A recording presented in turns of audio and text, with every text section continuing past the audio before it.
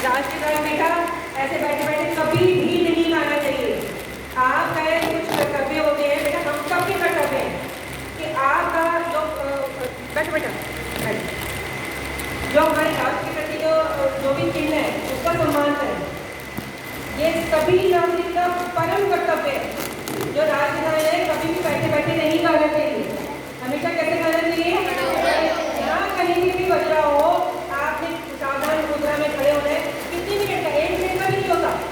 आप 1 मिनट तक तो खड़े रह सकते हैं ना, जहाँ कहीं भी बचा हुआ आपको सुनाएंगे। जैसे कभी हम इवेंट देख रहे होते हैं, कभी हम स्पोर्ट देख रहे होते हैं जिसमें हमारी टीम जीतती है, तो क्या आगे का हमारे अपना बच्चा है ना, आपको तुरंत खड़े हो जाना चाहिए।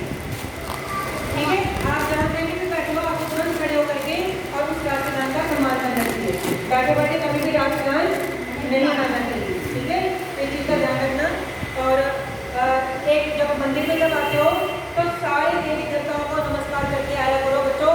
ये नहीं है कि मेरा पूज्य तो कृष्ण है, मेरा पूज्य मेरा राम है, मेरा पूज्य मेरा विष्णु है, मेरा पूज्य श्याम है, ऐसे नहीं। सभी को प्रणाम करना है, सभी को प्रणाम करना है क्योंकि सभी ने प्रभु की राजित है। हमेशा हमेशा जब भी मूर्ति स्थापित की जाती है, मैंने बताया था ना कि उनको उनका आह्वान किया जाता है, वो स्वयं विराजित होते हैं। तो आप किसी के घर जाओ, एक को नमस्कार करो, एक को नमस्कार ना करो तो अच्छा नहीं होगा ना। या कोई आपके घर आए, आपकी मम्मी को नमस्कार करे, आपके पापा को नमस्कार ना करे तो क्या अच्छा लगेगा? नहीं लगेगा ना। तो सभी को नमस्कार करो। और जिस देवता के प्रति आपको पाठ्यक्रम के प्रति समर्पित है, आप हनुमान जी के प्रति समर्पित है, उन सभी से ये प्रार्थना करो कि उनके चरणों में मेरी प्रीति बढ़ाए। ठीक है। और दूसरी बात बेटे, सुबह उठ के कौन बच्चे अपने मम्मी पापा को नमस्कार करते हैं? बहुत अच्छी बात है, बहुत अच्छी बात है। राधे राधे बोलती है, बहुत अच्छी। और जो नहीं करते वो कल से करेंगे।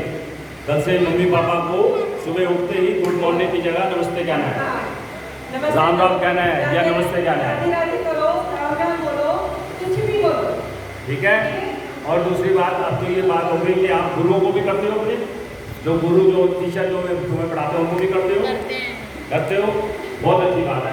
अब एक और बात सुनिए, जो आप लोगों के माता पिता के जो जानकार हैं, जो आते हैं घर में, चाहे वो पिता के आए या मम्मी के आए, जो भी आए उनको भी आपने नमस्कार करना है। ये नहीं है कि उन बच्चों को उनको आपने नमस्कार नहीं करना, उनको भी आपने नमस्ते करना है। जितने बड़े हैं हम सबको उनको आदर करना है। ठीक है। लड़के जो है मम्मी पापा के चरण स्पर्श करेंगे, लड़कियां जो है हाथ जोड़ के नमस्कार करेंगे, राम राम करेंगे। ठीक है, ठीक है बच्चे। अतिथि देवो भव है ना, तो अतिथि के रूप में हो सकता है भगवान अपना रूप बदल करके आए हुए हो, तो हमेशा उनको एक जैसा स्वरूप भगवान स्वरूप समझना चाहिए और उनको स्थान देना चाहिए, बैठने का स्थान देना चाहिए और उनको जो है जलपान जरूर ग्रहण कराना चाहिए। ठीक है, क्योंकि उनको किस रूप में देखना है? आपको भगवान स्वरूप। अतिथि को किस रूप में देखना है? भगवान स्वरूप। तो उनको नमस्कार करना, उनको राम राम करना, उनके चरण स्पर्श करना मतलब भगवान के चरण स्पर्श करना। तो लड़कों को हमेशा क्या करना चाहिए? चरण स्पर्श करना चाहिए। और उसमें शर्माना नहीं है कि हाँ आपको कैसे चरण स्पर्श करें, ये आपका धर्म है, ये हमारी सनातन धर्म की जो है हमारी संस्कृति है ये।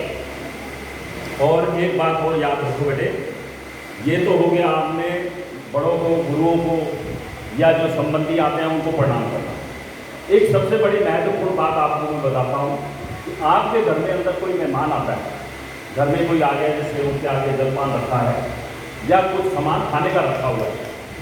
बच्चे ध्यान से सुनो बेटे, जो सामान रखा हुआ है आपने उसको खाना नहीं है जब तक वो तुम्हारा जो मेहमान घर में बैठा है, तब तक आपने उसकी तरफ झाँकना भी नहीं है कि क्या सामान पड़ा है और अपने आप उठाना है। गलत, ये जो है एटिकेट में नहीं आता, ये गलत होता है। जब तक मेहमान आपको खुद ना अपने हाथ से कहे बेटा आप भी ले लो, तब तक आपको उठाना नहीं है, ठीक है। ये नहीं है कि मेहमान सामने बैठे हो तुम उनकी प्लेट में से सामान उठा के खा रहे हो, ये एटिकेट में नहीं आता। मम्मी पापा आपको सब कुछ देते हैं ना, खाने को देते हैं ना, सामान दिलाते हैं ना, बाजार से भी दिलाते हैं, सब कुछ करते हैं, प्यार करते हैं ना। पर आपको ये भी शिक्षा ग्रहण करनी है कि कोई घर में मेहमान आता है तो उसके सामान सामने से आपने प्लेट में कुछ भी नहीं उठाना, ठीक है।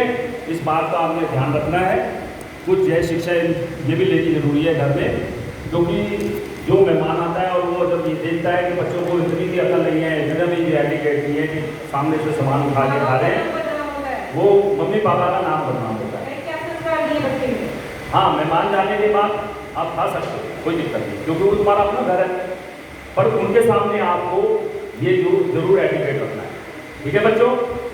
कोई भी सामान ऐसे नहीं सामने उठा के खाना।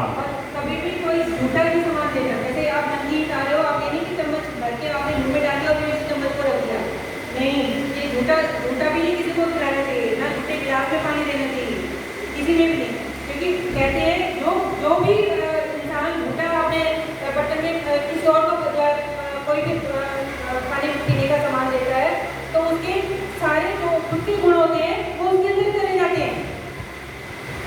तो कभी भी झूठा जो है अपने झूठे बर्तन में या झूठा सामान कभी भी किसी को नहीं खिलाना चाहिए। कोई आपके साथ शेयर कर रहा है कि आपके साथ बैठे, जैसे फ्रेंड्स है आपस में बैठते कि खाना खा लेते हैं, तो उनको तो मालूम है कि हाँ भाई ये भी खा रही हूँ, मैं भी खा रही हूँ, लेकिन किसी को अनजाने में ये नहीं कि आपका झूठा गिलास खा रहा हो उसमें आपने कोल्ड ड्रिंक डाली और दे दिया, ऐसा नहीं। क्यों? क्योंकि आपके सारे लोग किसको दे देंगे, तो सामने वाले लोग, ठीक है। तो इस बात का हमेशा ध्यान रखना, अपने गुणों को अगर संभाल के रखना चाहते हो तो कभी भी ऐसे काम ना करना। और देखो ना, भगवान के आगे आपने जो भोग रखा होता है, प्रसाद रखता है, तो क्या उसमें से उठा के खाते हो? नहीं। इसी प्रकार जो मेहमान है तुम्हारे घर में आता है, क्योंकि एक तरह का भगवान है, मेहमान जो है भगवान के रूप में आते हैं, उनके सामने से उठाना जो है ये एटिकेट नहीं है, ठीक है। भगवान के प्रसाद भोग लगाने के बाद जब आप लेते हो तब आपको सब बांटते हैं, तभी तो खाते हो ना। इसी प्रकार जो है आपने मेहमान के सामने नहीं उठाना। मेहमान के जाने के बाद मम्मी पापा आपको खुद ही लगी बच्चों खा लो, तो फिर आपने उसको जरूर खाना। हाँ जी, हरी जी एक इनको तो जैसे